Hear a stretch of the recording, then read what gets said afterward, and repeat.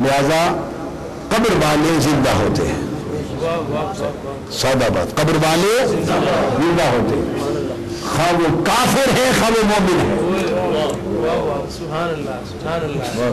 خواہ وہ مومن ہے خواہ وہ کافر ہے۔ تو جو شخص اس پر بحث کرے اور انکار کرے اس کی جہالت کی انتہا ہے، نہ وہ قرآن سے واقف ہے نہ وہ حدیث سے واقف ہے، نہ وہ سرے سے اسلام کے مبادیات سے ہی واقف ہے۔ ہر مرنے والا مر کے زندہ ہو جاتا ہے اور ہر قبر والا زندہ کر دیا جاتا ہے، بنیادی بات۔ اب سوال پیدا ہوتا ہے کہ زندہ رہتا ہے یا نہیں؟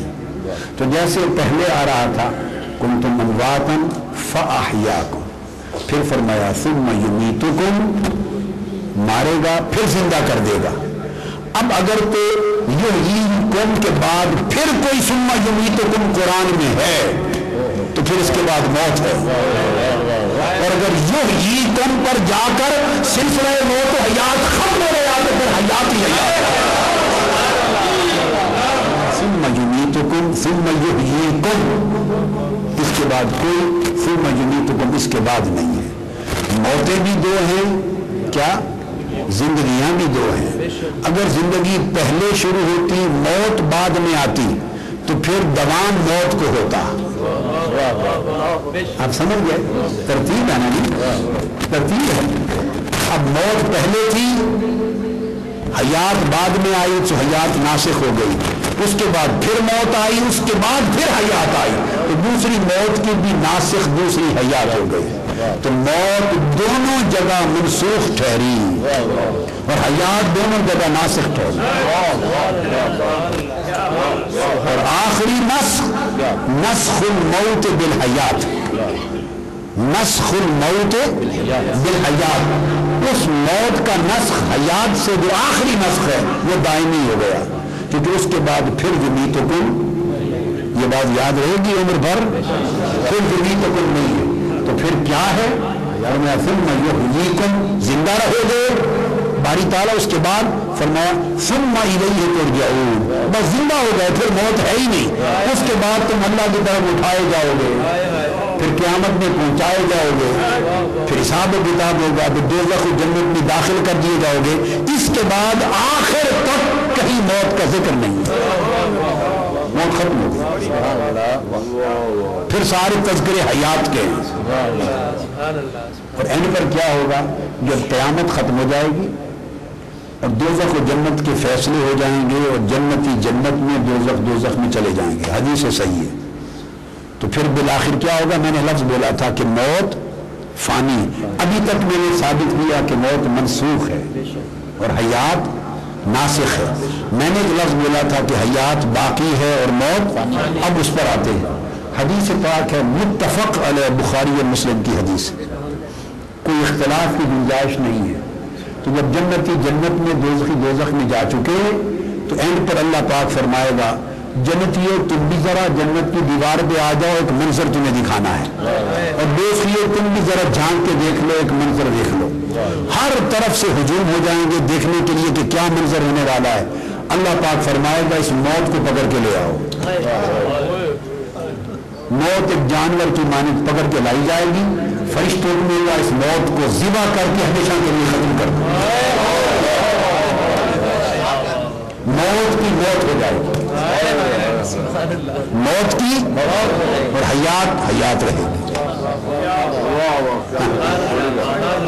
حیات حیات رہے گی۔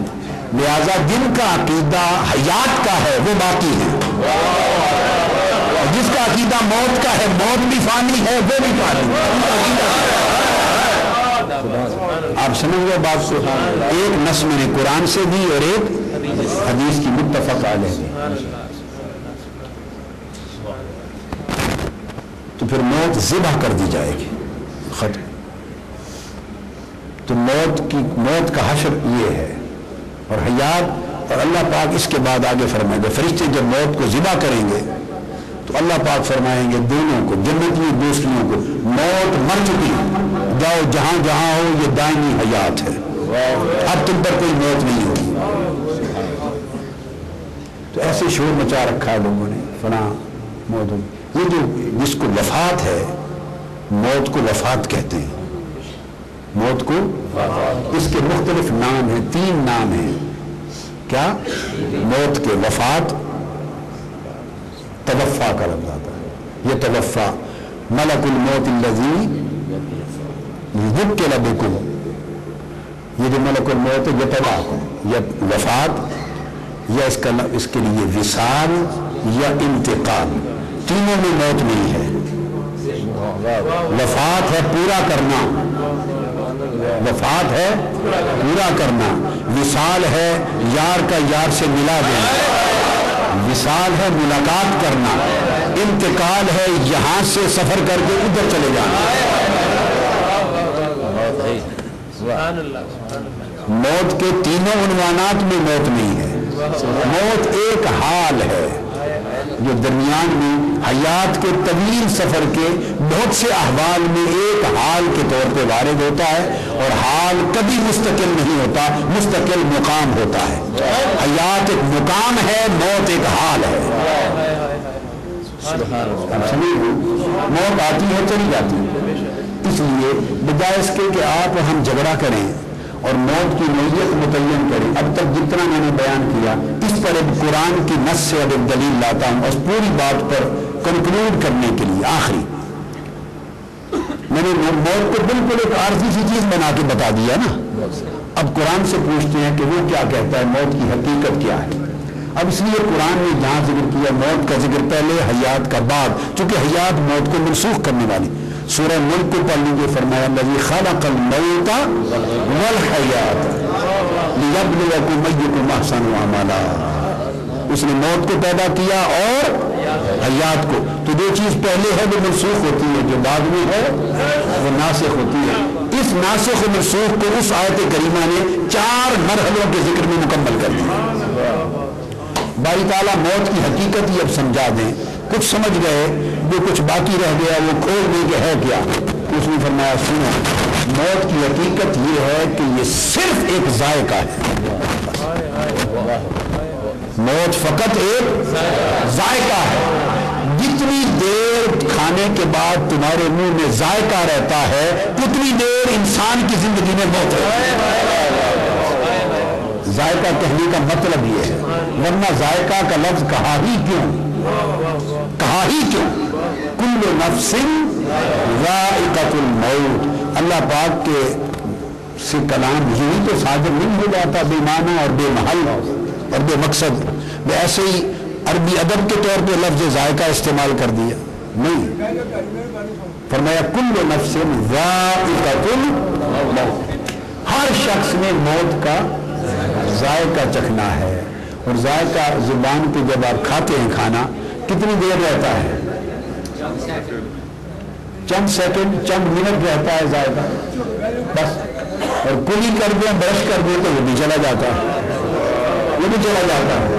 تو ذائقہ فقط ایک ذائقہ ہے، فقط ایک ذائقہ ہے، اس کو بقا نہیں ہے. ذائقہ کو بقا نہیں ہے.